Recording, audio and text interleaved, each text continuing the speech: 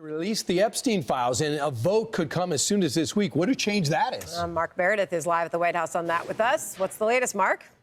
Sandra, Brian, and Lawrence, it is a big U-turn for President Trump. He is now encouraging House Republicans to vote this upcoming bill in the House, which would basically compel the Department of Justice to release its files on the convicted sex offender Jeffrey Epstein, who died in prison back in 2019. Let me show you the post on Truth Social overnight. The president saying House Republicans should vote to release the files because we have nothing to hide and it's time to move on from this Democrat hoax perpetuated by radical left lunatics in order to deflect from the great success of the Republican Party. Trump added, let's start talking about the party's record-setting achievements and not fall into the Epstein trap, which is actually a curse on the Democrats, not us.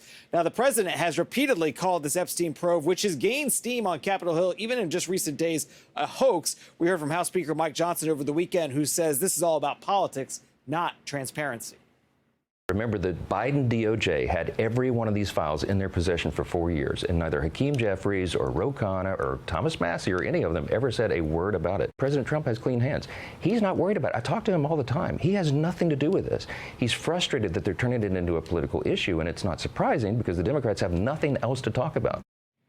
Perhaps one of the most dramatic moments we've seen in the past 48 hours or so is Congresswoman Marjorie Taylor Greene of Georgia, who is a staunch supporter of the president, who has been out there publicly saying she wants to see these documents released and she's going to vote in favor of it. She and Trump are now in a war of words with each other, and he is being very critical of her, saying basically he doesn't want to see her in Congress anymore. He's not going to endorse her. He also said that the threats that she's getting, that he does not believe public safety is a risk for her. She says she's gotten a lot of threats from coming out in support of this. But Sandra, Brian, and Lawrence, there, I think, is another X factor in all of this is going to happen. So the House will vote on whether or not to release the files. All indications are the votes will be there. It kicks it over to the Senate. We don't know what the Senate is going to do, whether or not it would actually get a vote there. And then there's always the possibility of a presidential veto, which would kick this issue back to Congress. And we'll see if the president has any more to say on the timeline of how that could happen when he speaks a little bit later on today. Lawrence, Brian, and Sandra.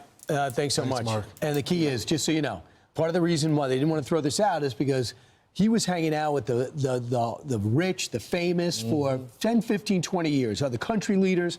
And if their name pops up in this, even if they were totally innocent, they're going to say, well, you're part of the Epstein files. So that was part of it. It's out. It's going to be out. And then it's just do you think it will be, though?